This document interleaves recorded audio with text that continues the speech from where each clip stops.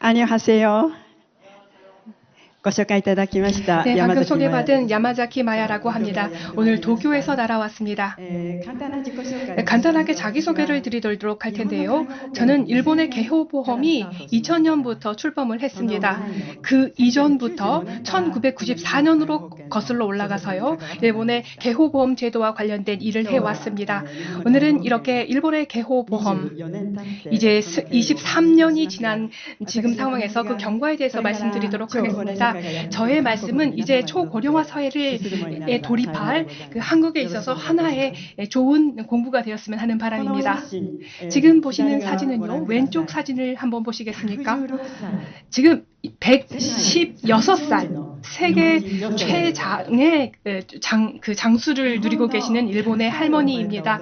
일본에서 100살을 넘어간 노인은 지금 9만 명을 넘어섰습니다. 그 중에 88%가 여성이라고 합니다. 여러분 어떻게 생각하십니까? 여성이 살아남았습니다. 이제 한국도 그런 시대가 올 것이라고 생각이 드는데요. 그리고 오른쪽 사진을 보시겠습니다. 한국에서도 지금 유행하고 있나요? 게이트볼입니다. 건강한 그 고령자들에게 인기가 있는 스포츠인데요. 유럽의 국회를 따온 거라고 합니다. 대단히 건강 장수라는 면에서 이제 고령화 사회에 있어서 하나의 과제라고도 할 수 있겠습니다. 제가 드릴 말씀은 지금 초고령화 사회 일본의 현황과 그리고 공적 개호보험의 동향, 23년의 경과에 대해서 말씀드리겠습니다. 그리고 지금 일본에서는 전 세대형 사회보장법과 그리고 지역 포괄 케어 돌봄 시스템이 있습니다. 그리고 네 번째로 오늘 주제이기도 한 고령자 주택과 민간 보험회사의 진출에 대해서 말씀을 드리도록 하겠습니다. 그리고 오전에도 조금 화제로 많이 나왔는데요. 화두에 올랐는데요. 지금 현재 개호 인력을 확보하는 것이 대단히 어려운 난제입니다. 그래서 외국인 노동자와의 상생도 필요할 것입니다. 그리고 향후 전망에 대해서도 말씀을 드리도록 하겠습니다. 지금 보시는 그래프는 일본의 인구 구조입니다. 2007년 정도부터 인구가 감소 사회로 돌입을 했습니다.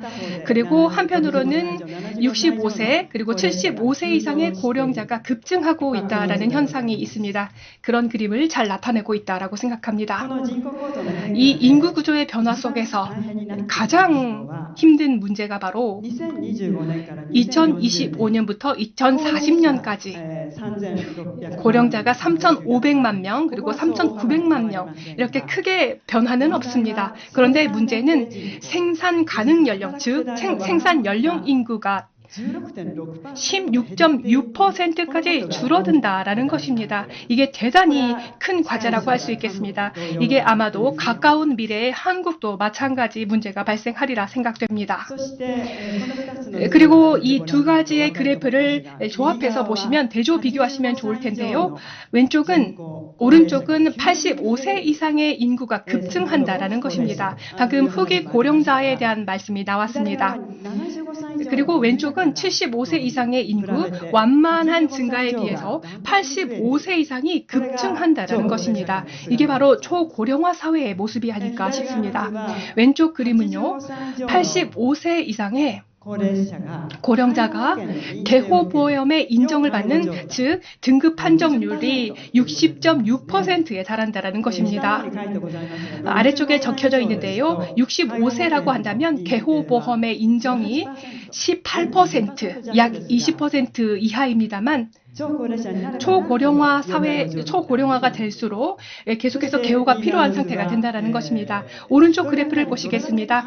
1인당 개호보험 급여비, 그러니까 서비스를 얼마나 받는가 하는 그래프를 나타내었습니다. 이 또한 85세 이상, 그리고 가장 오른쪽은 90에서 94세입니다. 그리고 왼쪽에 보면은 65세에 비한다면은 역시 후기 고령자가 되면 될수록 개호보험 급여비를 많이 쓰게 된다라는 것입니다. 이게 우리의 실태입니다. 그리고 오전에는 그렇게 화두로 떠오르지는 않았습니다만 이 85세 이상의 초고령자들은 의료와 개호 양쪽 모두 복합적인 니즈를 가지고 있다는 것입니다. 여기에 바로 우리가 주목을 해야 된다라고 생각합니다. 그리고 왼쪽에 보시겠습니다. 인지증이 지금 현재 인지증에 걸린 분들, 치매에 걸린 분들이 늘어난다는 것입니다. 후기 고령자가 되면 될수록 더 그러한데요. 2025년 일본 후생 노동성은 약 700만 명까지 올라갈 것이다 라고 시뮬레이션 했습니다. 그리고 오른쪽 그래프를 보시겠습니다. 단독 세대, 즉 1인 가구입니다. 고령자가 1인 가구 또는 부부 2명만 살아가는 2인 가구가 늘어난다라는 것입니다. 이것도 하나의 특징이라고 말씀드릴 수 있겠습니다. 또 하나의 특징에 대해서 그리고 과제에 대해서 말씀드리겠는데요. 다사시대 아십니까? 고령자가의 그런 사망률이 높아진다는 것입니다. 많이 죽는다는 얘기죠. 그리고 인생의 마지막을 어디서 맞이할 것인가? 즉 죽음의 장입니다. 한국은 어떨지 모르겠습니다만 일본에서는 병원에 입원해서 죽는 그런 케이스가 대단히 많았습니다. 그런데 일본 정부는 앞으로는 병원이 아니라 개호시설 또는 즉 본인 집에서 죽는 그런 것들을 지금 가정하고 있습니다. 그래서 오른쪽 그림에 보시면은 연한 녹색 그래프를 보시겠습니까? 그리고 개호시설에서 죽는 그런 케이스가 늘어나고 있다는 것을 아실 수가 있을 겁니다. 일본의 초고령화 사회의 현황에 대해서 말씀드렸습니다. 머지않은 미래에 한국도 그러한 모습이 되지 않을까 생각합니다. 그리고 두 번째로 공적 개호보험의 동향에 대해서 말씀드리도록 하겠습니다. 한국은 2008년에 이런 개호보험을 시작했다라고 들었습니다. 일본은 조금 더 빨리 시작했고요. 올해 6월에도 서울에서 많은 그런 고령자 시설을 제가 노인 시설을 투어를 했고요. 또 보건복지부들과 함께 논의를 하기도 했습니다. 한국의 개호보험 대단히 잘 만들어졌다라고 생각합니다. 그리고 일본의 개호보험과 다른 점은 국민건강보험 부분이 있어서 보험자입니다. 그런데 일본 보험은 기초자치단체 시정촌이 보험자라는 것입니다. 그래서 여기 기초자치단체에서 이런 서비스들을 다 결정해 나간다는 것입니다.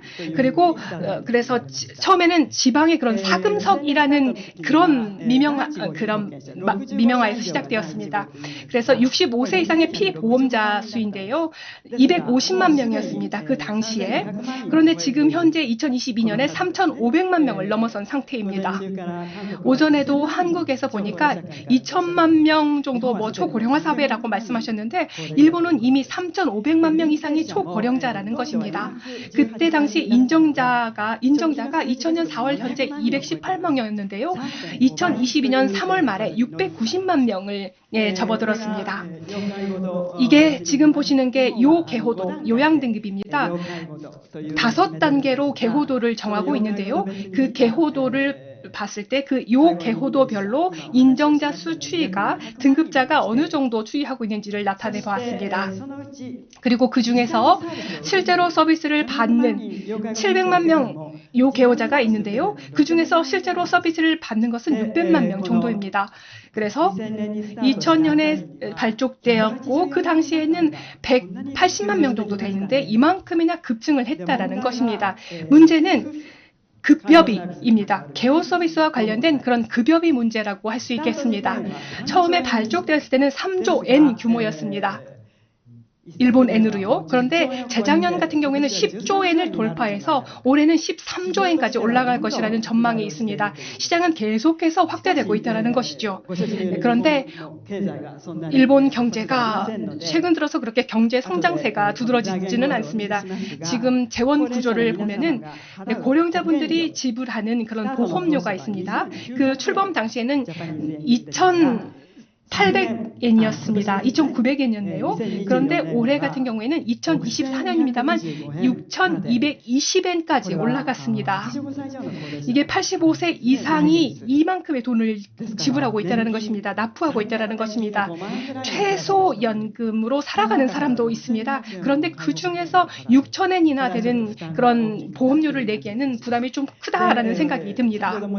그리고 방금도 말씀드렸듯이 기초자치단체 시정촌이 보험자 이기 때문에 이 보험료는 각 시정촌이 결정을 합니다. 기초자치단체에서요. 그래서 거기에 맞춰서 그 재정 상황에 맞춰서 결정이 되기 때문에 그 금액이 대단히 차이가 있습니다. 올해 최고액은 오사카시였는데요. 9,249엔이었습니다.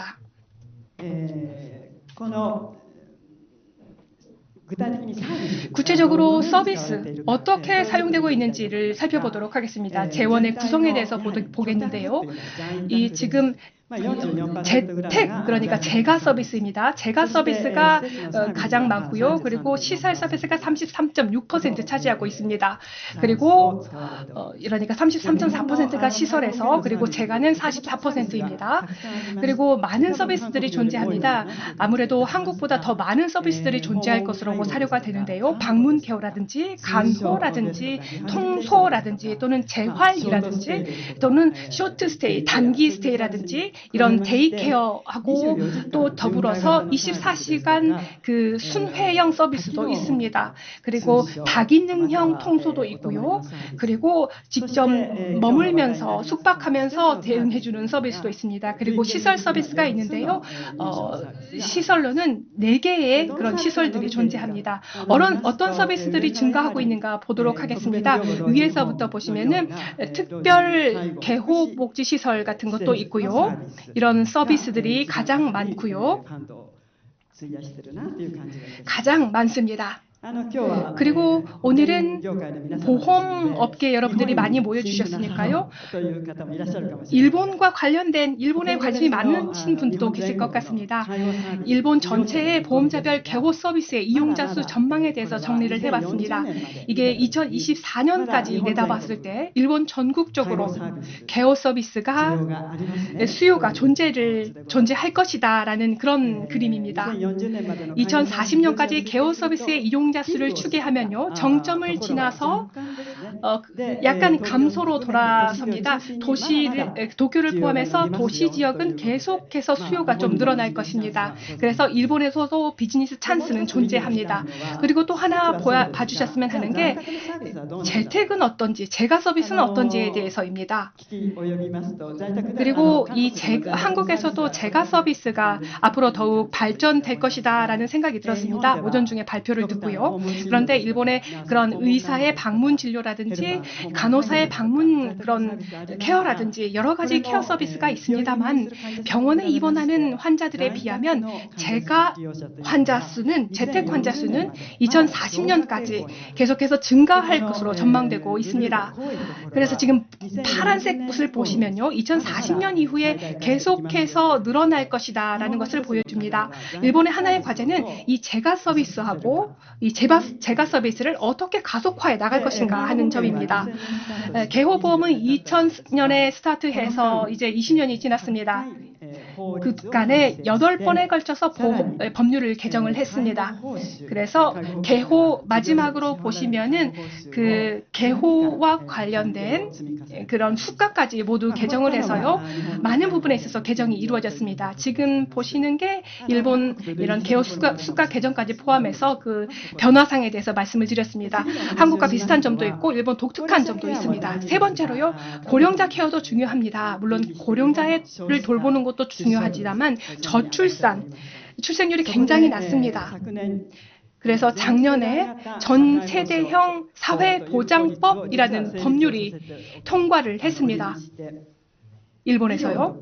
그래서 의료와 개호, 즉 돌봄을 얼마나 같이 가지고 갈 것인가 하는 문제입니다. 그래서 이렇게 의료와 개호의 연계 기능과 함께 육아 지원입니다. 이 육아를 내실화하겠다, 확대하겠다라고 해서 새로운 그런 법안을 만들었습니다. 그래서 사회보장을 전 세대형으로 확장한 그런 법안이 통과를 했습니다. 그리고 올해 들어서요, 드디어 의료보험에 있어서 진료 수가, 즉 병원에 지급하는 돈과 그리고 개호사에게, 돌봄사에게 그런 지불하는 그런 수가가 있습니다. 개호수가입니다. 이것을 보시면은 의료와 개호의 연계라는 것은 지역 포괄 케어라는 점에서 하나의 큰 키워드라고 말씀을 드렸습니다. 의료는 의료, 개호는 개호. 이것은 일본에 있어서 구색 노동성 안에서도 대단히 이 벽 같은 게 존재를 합니다. 그런데 이번에는 이 벽을 허물고 논의를 함께 해 나가자라는 것이 하나의 큰 특징이라고 할 수 있겠습니다. 논의의 주제는 얼마나 생활에 가까운 장에서 돌봄을 할 것인가. 이것은 한국에 있어서도 앞으로 과제가 될 것이라고 사료가 됩니다. 의료에서는 생활을 배려한 질적 수준이 높은 의료를, 그리고 개호에서는 더 의료적인 관점을 포함한 돌봄 비즈니스 매니지먼트를 수행할 것. 이 양자의 양보라고 해야 할까요? 이런 연계 강화가 새로 시작을 했습니다. 그래서 그 내용을 살펴보면요. 고기능병원의 대학병원 같은 그런 상급병원입니다. 그런 상급병원의 입원의 일수를 단축시키고, 또 두 번째로 병원 안에 지역 포괄 의료 병동이라는 것을 신설하는 것입니다. 재택과 이어지는 재가와 이어질 수 있는 그런 유닛을 만드는 것입니다. 이것은 단기적인 것이 아니라 일단 집으로 돌려보내야 된다. 그러니까 지역 의료, 지역 포괄 의료 병동이라고 보시면 되겠습니다. 그리고 세 번째로 이런 개호시설 안에는 고령자 주택도 있고 노인 주택도 있습니다. 그 안에서 의료 제공을 확충해 나가자라는 정책입니다. 이러한 정책들이 지금 현재 가동되고 있습니다. 다음으로 지역 의료 구상에 대해서 살펴보도록 하겠습니다. 보험업계 여러분들과 별로 상관이 없는 이야기일 수도 있겠습니다만 지금 현재 130만 개 이상의 병상이 있습니다. 이 병상을 얼마나 줄일 것인가, 이것도 하나의 과제라고 말씀드릴 수가 있겠습니다. 2040년을 고려해서요. 2040년을 내다보고 병원을 포함한, 그러니까 병원 의료에서 지역 완결형으로 전환하자라는 것입니다. 지역에서 완결시키자라는 것입니다. 일본 열도를 지역별로 살펴보면 하나의 변화사항이 있다는 것을 알 수가 있습니다. 도시가 고령화된다는 것. 도시 같은, 예를 들어서 도쿄 같은 경우는 굉장히 힘들어지겠죠. 한편 과소지역이 있습니다. 이런 과소지역에 있어서는 고령인구 자체가 감소할 것이라는 것입니다. 그렇게 될 경우에 예를 들어서 이런 비즈니스 같은 경우에는 과소지역에는 아마 들어오려고 하지 않을 겁니다. 그 다음으로 봤을 때 수요면의 변화를 말씀드릴 수 있을 것 같습니다. 의료 개호에 있어서 복합적 니즈라는 것입니다. 그리고 방금 말씀드린 병간호입니다. 마지막까지 어떻게 병가도를 할 것인지, 돌봄을 할 것인지, 그리고 공급면의 변화를 살펴보겠습니다. 생산 연령 인구가 15% 감소하게 될 것입니다. 그렇기 때문에 개호뿐만 아닙니다. 개호를 포함해서 다양하게 이런 인력 부족 문제가 발생을 할 것입니다. 이 문제를 어떻게 대응해 나갈 것인가. 그래서 의료 안에서, 지역 의료 안에서 이 과제를 해결하고자 하는 움직임입니다.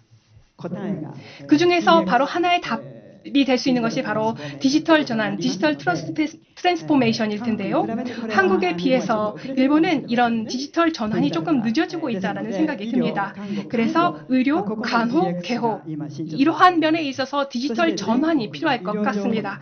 그리고 이를 통해서 전국 의료 정보 플랫폼을 만들어서요, 이런 빅데이터를 얼마나 유효하게 활용해 나갈 수 있을 것인지 관건입니다. 그리고 온라인 진료입니다. 이 온라인 진료도 마찬가지로 환자, 의사, 그리고 간호사, 이 세 개를 묶을 수 있는 연계가 필요합니다. 그리고 방금 말씀드린 재가 의료를 어떻게 추진해 나갈 것인지입니다.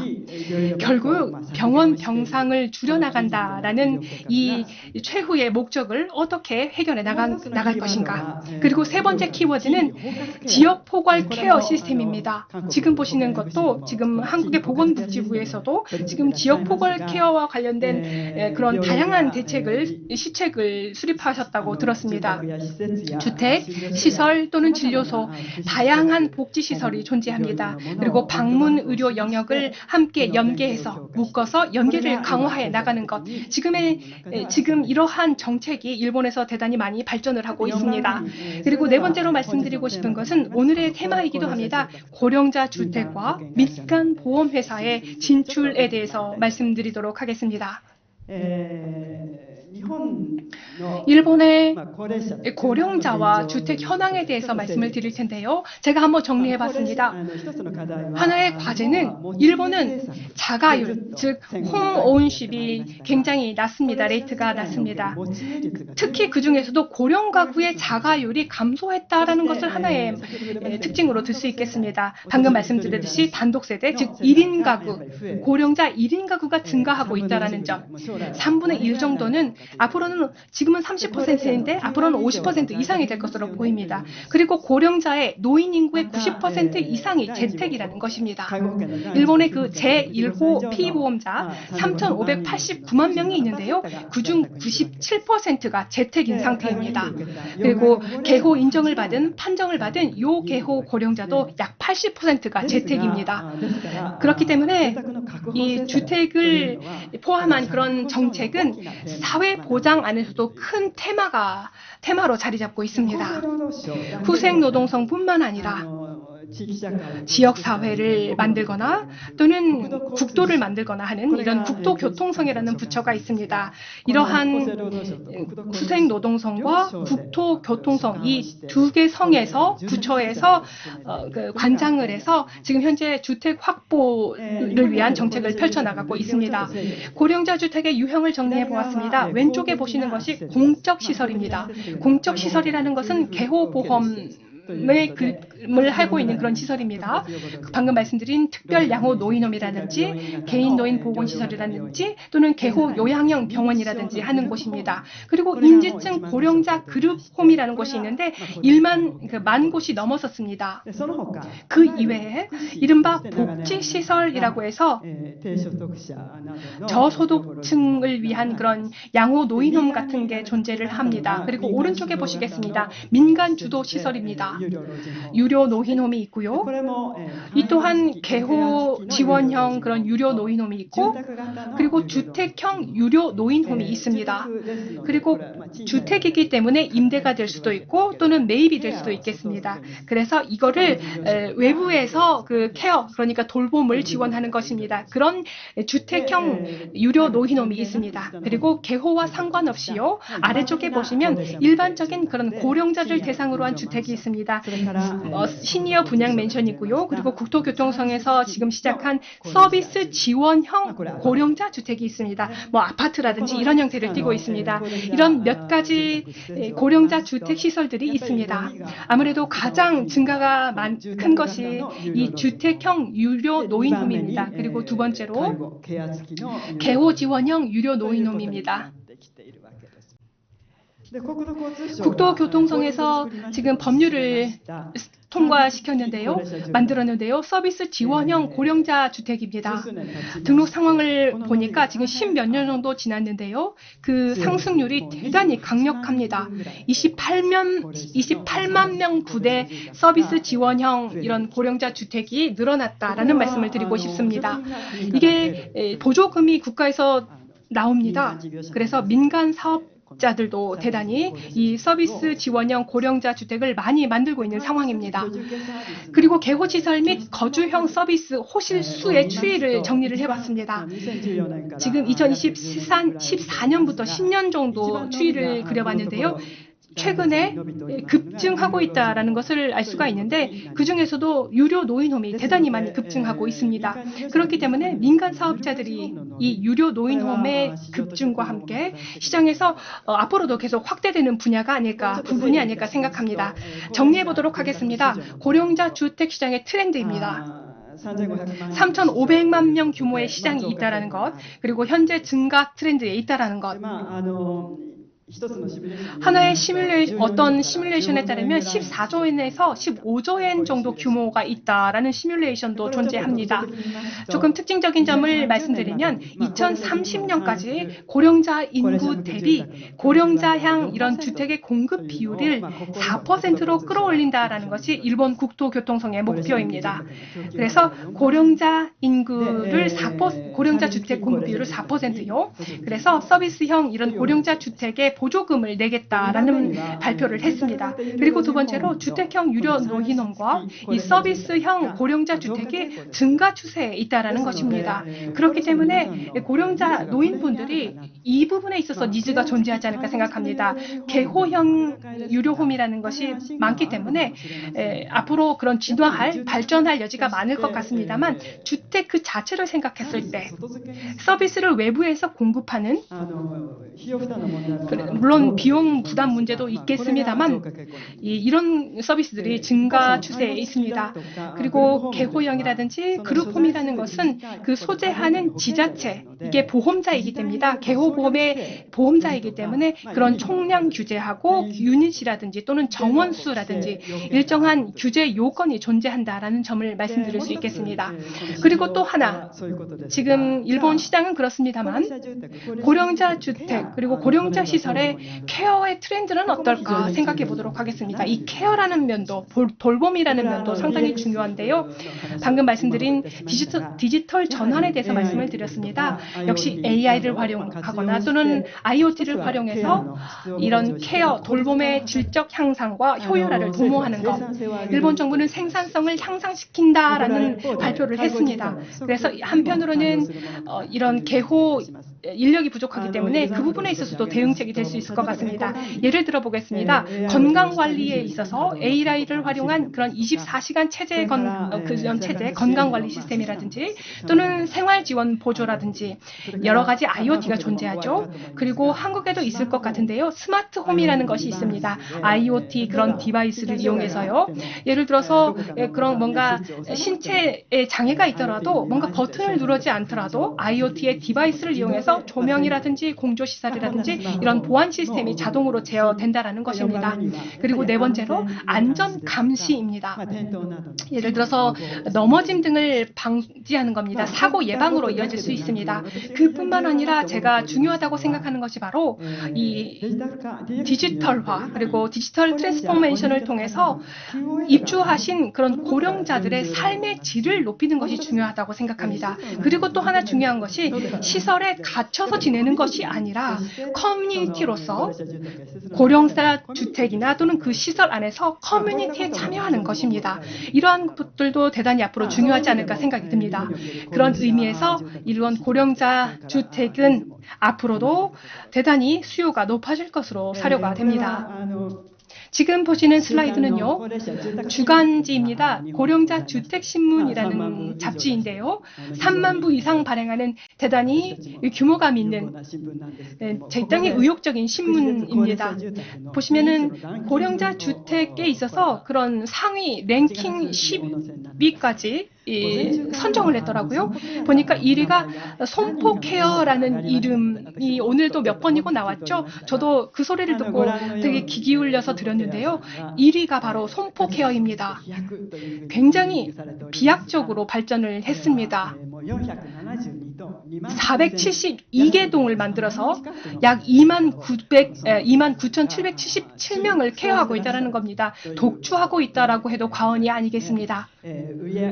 그리고 이 매출을 보시면 1,000억 이상입니다. 국내에 있어서도 정말 톱 1위를 차지하고 있습니다. 독보적인 1위입니다. 그리고 두 번째로 올라 있는 것이 가쿠켄 그룹이라는 것입니다. 이 가쿠켄 그룹 다음으로 베네세 스타일 케어가 뒤를 잇고 있고요. 그리고 네 번째로는 니치 그룹 등등이 지금 이렇게 이름을 올리고 있습니다. 이 손포케어라는 회사는 원래 손보 회사입니다. 손보 보험 회사입니다만 이 베네세 가쿠겐 니치 그룹 같은 경우에는 각각 그 보험업계에서도 대형 업체입니다. 그리고 니혼생명이라든지 일본생명이라든지 베스트라이프라든지 그리고 손포케어라든지 등등 모두 이름을 올리고 있다라는 것을 지금 슬라이드에 정리를 해봤습니다. 자, 이제 시간이 별로 남지가 않았습니다. 다섯 번째로 개호 인력의 확보 방법에 대해서 말씀을 드리고 싶은데요. 아마도 큰 난제일 것입니다. 시간이 없어서 두 가지만 말씀드리도록 하겠습니다. 지금 후생노동성이 시뮬레이션한 일본에 있어서 280만 명이 지금 개호 인력이 필요하다는 것입니다. 앞으로 계속해서 69만 명 정도를 더 추가적으로 확보를 해야 되는 상황인데 처우 개선을 해야 될 것입니다. 처우 개선이 있어야만 발전을 할 수 있을 텐데요. 방금 말씀드린 개호법을 개정할 때마다 개호 인력의 처우 개선을 위한 그런 정책들이 반복되어 왔습니다. 특히 올해 개정 같은 경우에는 임금 인상 베이스업입니다. 그래서 개호 인력의 처우 개선을 위한 노력이 이루어지고 있습니다. 두 번째 포인트입니다. 이런 분들을 외국인 노동자들을 어떻게 일본으로 초빙할 것이냐 하는 문제인데요. 일본에 취업하고 있는 외국인들은 지금 200만 명을 넘어서고 있습니다. 이 200만 명을 돌파했는데 그 중에서도 가장 위에 푸른 색깔을 보면요, 옅은 푸른색을 보면은 의료 복지면에 있어서 외국인 인재가 대단히 많이 급증하고 있다는 것을 알 수가 있습니다. 국가별로 살펴보도록 하겠습니다. 중국, 베트남도 있습니다. 네, 한국에서도 수용을 하고 있습니다. 일본 정부는 개호 복지사의 시험이라든지 이런 제도를 조금 완화하면서도요. 한편으로는 기본적으로는 적극적으로 이런 인재들을 외국인 인재들을 수용하고자 하는 방침을 내세우고 있습니다. 이게 마지막 슬라이드입니다. 이제 향후 전망에 대해서 말씀을 드려야 될 텐데요. 정리해 보도록 하겠습니다. 일본, 한국, 양국 모두가 지금 안고 있는 초고령화 사회 문제입니다. 일본의 고령화율은 29.1%입니다. 이제 30%에 돌입할 것입니다. 한국 같은 경우에는 지금 현재 17.5%입니다. 말씀을 드렸듯이 2045년에는 전 세계 1위를 달성할 것 같습니다. 유럽 국가들이 100년에 걸쳐서 고령화 사회가 되었다고 하면은 일본은 25년이었습니다. 일본 25년도 빨랐는데 한국은 10년 만에 초고령 사회에 진입하게 되는 것입니다. 그러한 의미에서 한국과 일본의 지식과 경험을 상호 교류하고 또 조인트 펜처를 하는 것이 앞으로 중요한 과제가 될 것입니다. 그리고 방금 말씀드렸듯이 85세 이상의 의료 개호 니즈의 급증이라는 것입니다. 이 문제 그리고 한편으로는 건강 장수, 헬시 에이징이라는 문제를 어떻게 강화해 나갈 것인지 대단히 중요한 과제가 아닐까 생각합니다. 손보 케어에서는요, 건강 노인의 이런 더블 워킹 쉐어링이라고 해서 건강한 그 어르신들이 개호 서비스까지, 돌봄 서비스까지 할 수 있는 그런 프로그램도 내놓았습니다. 그리고 새로운 타입의 고령자 주택입니다. 지금까지 이러한 주택들이 바람직한가? 에이징 인 플레이스, AIP를 생각했을 때 하나의 커뮤니티로서 참여할 수 있는, 그리고 나아가서 이러한 철학을 가진 새로운 타입의, 그리고 플러스 디지털 케어가 가능한 이런 고령자 주택이 앞으로 선호되지 않을까 생각합니다. 그리고 이제 지금 일본이 목표로 하고 있는 인테그리티드 커뮤니티 케어라는 것인데요. 지역 포괄 케어 시스템입니다. 그리고 제가 입원, 즉 호스피탈 앳 홈입니다. 집이 곧 병원이다. 의사도 찾아오고 간호소도 찾아오고 이런 두 가지 축으로 이를 토대로 일본은 앞으로 나아갈 것입니다. 한국도 마찬가지겠죠. 그리고 한편 이런 보험 재정이 필요합니다. 보험 재정이 지금 2조엔 3조엔에 접어들고 있다고 말씀을 드렸는데요. 이 문제를 어떻게, 이 재정을 어떻게 커버할 것인지 국가에서도 지금 논의가 이루어지고 있습니다. 그리고 한편으로는 실버 시장은 계속해서 확대되고 있습니다. 이러한 면에서 이런 재정적인 문제, 그리고 마지막으로 말씀드리고 싶은 것이 일본과 한국 양쪽 모두 가족이 돌보는 것이 한계에 부딪혔습니다. 그러한 면에서 개호 인력을 확보하면서 앞으로도 계속해서 맞이하게 될 이런 초고령화 사회에 우리가 밝은 미래를 구축하고자 하는 바람이 있습니다. 이게 지금 보시는 것은 유럽 몇 개국하고 그리고 중국과 관련해서 정기적으로 관찰을 해왔습니다. 그래서 공부를 해왔는데요. 초고령화 사회를 앞두고 각국에서 어떠한 노력들을 하고 있는지 제가 집필을 해봤습니다. 일본어 본밖에 없기는 합니다만 여러분 흥미가 있으신 분이 계시면 한번 읽어봐 주시면 감사하겠습니다. 제 발표는 이상입니다. 들어주셔서 감사합니다.